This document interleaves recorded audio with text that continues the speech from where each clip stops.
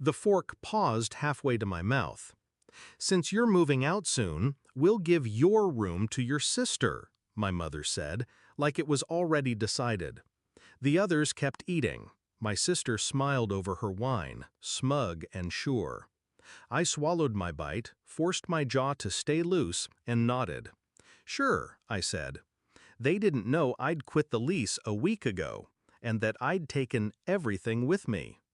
Backstory: the illusion of family. For most of my life, my place in that house was a role, not a room.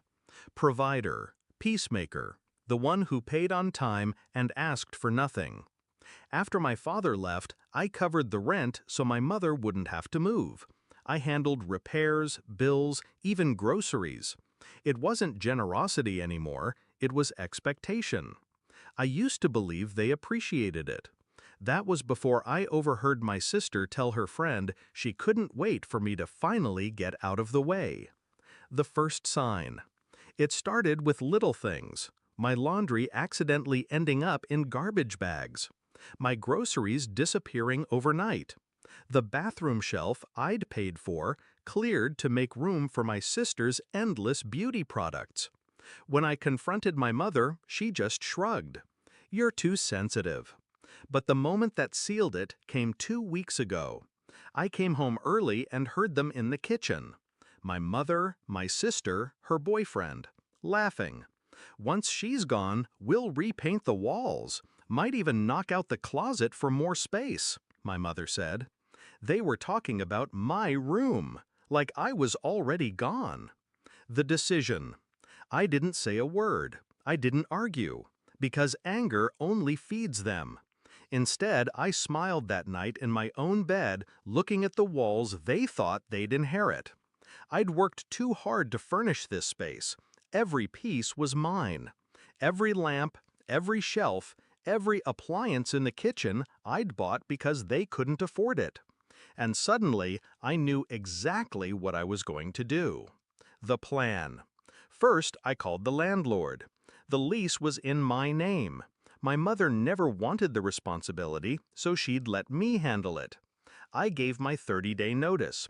He sounded disappointed, until I told him the damage I'd been covering for years, the rent I'd been paying without their contribution. He didn't need convincing. Then I scheduled movers, a discreet team, working during my mother's weekday shifts. I boxed every belonging, mine and every shared item I'd purchased. If I paid for it, it came with me. The stainless steel toaster, the washing machine, the dining table they bragged about to guests. Finally, I found a new apartment. Smaller, quieter, mine. The setup. The night before the move, I played along at dinner. My sister mentioned again how she'd make the room her own when I left. I smiled. "I'm sure you will." The next morning, while the house was empty, the movers arrived.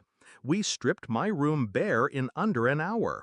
Then we hit the living room, the kitchen, the laundry area. Every item gone. What remained looked like an abandoned hostel. Bare walls, dented floors, the sagging couch they'd bought before I turned 18. On the counter, I left a neat envelope with the landlord's notice, my forwarding address, and the last month's rent receipt. The confrontation, family dinner.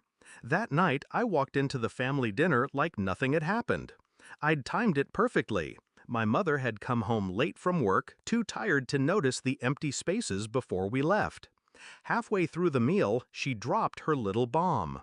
"Since you're moving out soon, we'll give your room to your sister." I sipped my water. "You should check the house when you get back," I said casually. She frowned, not understanding. My sister rolled her eyes, thinking I was being dramatic again. The realization. We didn't speak much the rest of the dinner, but I'll never forget the moment we returned. The door opened. Silence. The echo of shoes on bare floors. "Where's the table?" my sister asked. "Where's the toaster, the washing machine?" My mother's voice was rising. I leaned in the doorway of my empty room. "Oh, I forgot to mention," I said softly. "I ended the lease last week. Everything I bought is in my new place." Her face drained. My sister's mouth opened, closed, opened again, like a fish gasping for air. The aftermath. They called me selfish. They said I'd left them with nothing. I reminded them that's exactly what they'd intended to leave me with. Then I handed my mother the envelope with the landlord's notice. "You have 30 days," I said. "Good luck." And I left. Not a slam, not a scream, just the sound of my footsteps fading down the hall. Reflection. People think revenge has to be loud to be satisfying. It doesn't. Sometimes the quietest moves hit the hardest. They wanted my room. They got the whole house instead. Empty, echoing, and slipping out from under them.